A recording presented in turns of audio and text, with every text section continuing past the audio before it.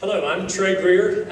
I'm the partner in charge of this project with Fitzpatrick Architects. I brought with me our team leader, Corey Guidry, and we also have a talented young lady who you might know named Wendy Armstrong, who is also on our team, will be working with us. She's right back here with her husband, Justin.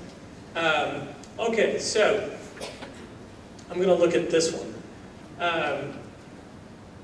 We tried to get our, I'm just going to give a disclaimer, we tried to get this as big as we could for the screen, so but I'll try to fill in what might not be very easy to see.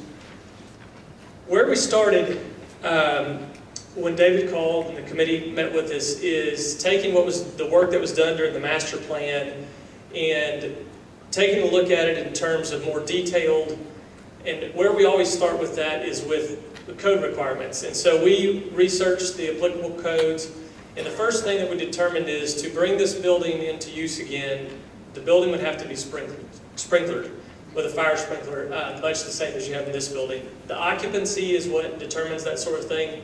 This building was built in 97, 98, which the code was a bit different 20 years ago than it is now. So that was the first order of business, was to figure out what we needed to do to bring it up to current code.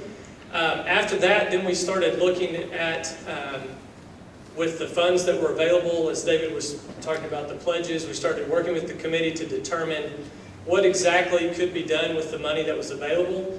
And so in just a minute, or toward the end, I'll review a little more detailed cost breakdown of where that money is. But for now, I wanted to show you some more big picture items. One of the things that was also asked of us was to determine if the children's area could be used for a daycare. Daycare has a whole other set of code requirements based on the Department of Child Protective Services requirements. And so we studied those requirements and looked at the floor plan to determine, would it be a drastic change from the basic layout that was done during master planning to be able to accommodate a daycare. What we found is that it was not a big hill to climb. I'm going to review some of those things that we had to do to make it comply with those codes once we get to the floor plan, but that was part of our research as well. Okay, could you go to the next slide for me? One of the first things we identified in phase one is there's nowhere to park over there. If you've been there, there's a really big grassy lawn out front, and there are about 18 spaces located in the back. You probably recognize the little covered drop-off, and then there's the little parsonage there. So we took a look at the site to determine, what could we do with that. So what you're going to see here is in the bottom left corner of the existing building, this would be the new playground, and it's got a space for older kids and a space for smaller kids. Part of that is based on the required by CPS as far as the daycare allocations for outdoor play area. We were also able to fit 60 new parking spaces, including the required handicap. And so that large lawn area had plenty of space to make some good parking. We also identified at the front of the building, you can see this, where the handicap parking place is, a crosswalk, and this would be a new entry into the building. Right now, there's no front door really on that building. Everything enters through the back. So with Highway 31, which would be down at the bottom of this picture, it needs a little help in terms of identity from the highway. Next slide, please. This is the floor plan of the building as it stands right now. On the left side would be what develops into the children's area. Highway 31, again, is down here at the bottom. You can see here the new entry area. That would be a new lobby and some covered area for entry. And then, of course, you're familiar with the kitchen and the fellowship area.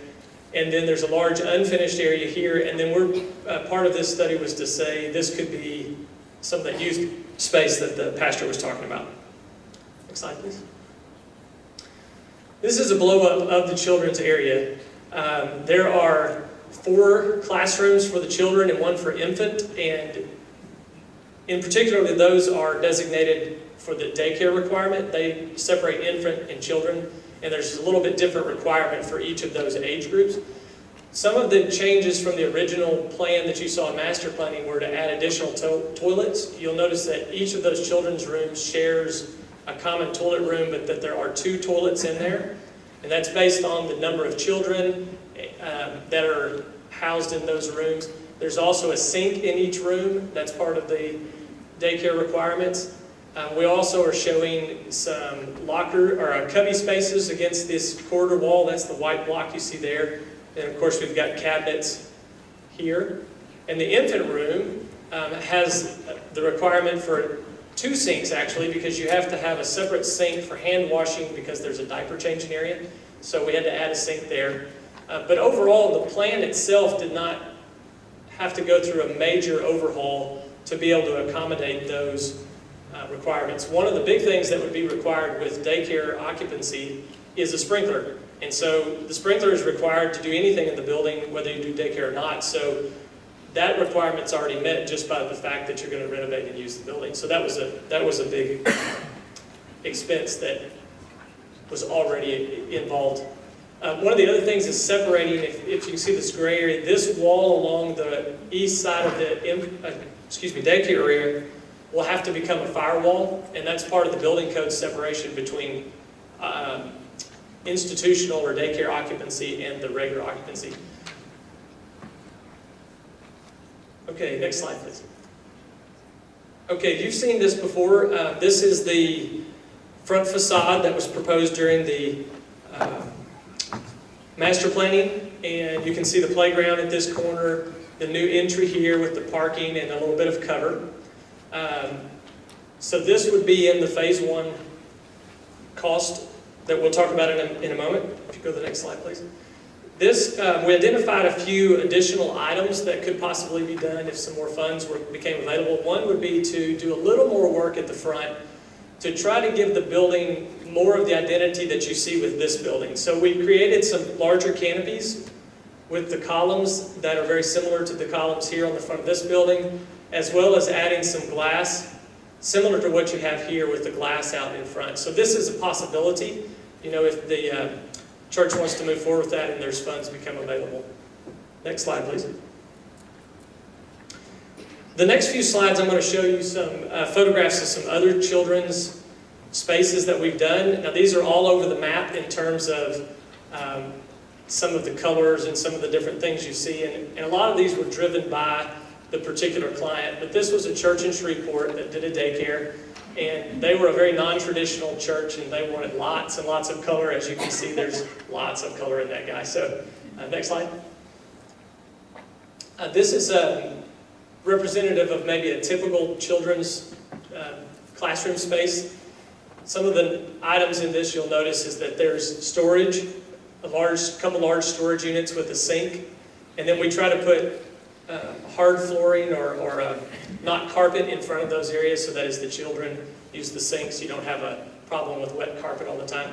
We also like to outfit classrooms with some sort of marker board or map rails around so children can hang their art and teachers can use the boards, whether it be during the classroom time in daycare or Sunday school during the church time, to be able to illustrate things.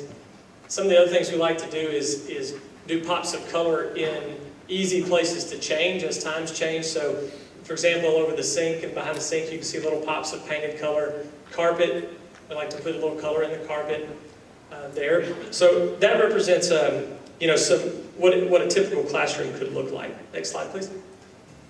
Here's another couple of different ways that we've done. These are corridor spaces. The one on your left is a church well, actually both of these are churches in Longview. So you can see that we did, they're kind of small in this picture, but some pretty exciting signage to help kids get excited about what their classroom was. Also on the right, we did some thematic ideas here. This church wanted the idea of a train station, and so we brought in some brick arches. It's very difficult to see, but the signs we try to design like you would see in an old train station. And so there's the opportunity to do some thematic things depending on what the church's vision for the children is. Next slide. Again, this one's right down the street, Rock Hill, and this another just big colors, lots of bold colors there. Next slide. Okay, as I mentioned before, the committee worked with us and we identified 4 areas of possible additional items should there be some more fundraising come available or funds available. One of those was to put a, you can see down here in the big circle, made a little target out of it because it's kind of small in the picture, but that would be a digital marquee sign or an LED marquee sign that would help to add information right there on Highway 31 about what's going on at the church. It would give another place to put the name of the church so that you get some identity. People associate that building with First United as they pass by on 31. Next slide, please. Another consideration was to put a strong AV system in the fellowship area so that as the church uses that space for various functions, that there would be good sound, good video capability in that area. Next slide, please. The youth area, we mentioned this a little while ago, but the additional funds here would pay for upgrading the finishes, not so much rearranging rooms because it's pretty well laid out right now as it is for a youth space. And so this would be upgrading paint and carpet and base, things like that to give it some more youth-like identity. If you've been over there, it's kind of white with strange colored carpet. So anyway, that's a diplomatic way to say it. So okay, moving on. Next slide, please. And we covered this just a minute ago, but I just want to throw that back in as one of the optional items would be to do something on the front, a little more like what's on this side of the church. Okay, and then next slide. So real quick, David asked me to run through these costs, and so I'll go through pretty quick, and then we'll have a short question time after that. So the first thing, as I mentioned, was a new building sprinkler system for fire sprinkler, and that runs about $234,000. You have the new parking lot that you saw with the 60 spaces at about $125,000. Then there's some various sidewalks and paving around between the parking and the church that would need to be done, and that's about $7,500. Additionally, there'd be site lighting poles around the light poles in the parking lot so that it's adequately lit for nighttime use. That's $21,000. The facade renovations that you saw that's in the original master plan is about $50,000. The landscaping and sprinkler systems to get the grounds looking good would be about $30,000. And then the facade renovations would be repairing that $50,000 would be to repair what's there, and then to add the new entry and redo the vestibule and the canopy would be about another $86,000.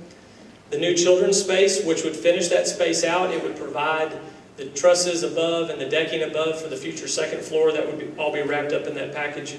Would be approximately $510,000. And then, just as a side note, our estimation to bring that space up to daycare was only another $21,000. So that's in this cost. And then the playground equipment in the playground, the fencing, those associated items are approximately $65,000. And so once you add the architects and engineering and what we call FF&E or furniture, fixtures, and equipment for a total package cost of $1,295,994. The four additional items that we talked about, the monument sign, it would be approximately $56,000. The facade to bring it more to look like this would add an additional $56,000. The new audiovisual system, approximately $67,000, and then the youth space to upgrade all those finishes would be about $49,000.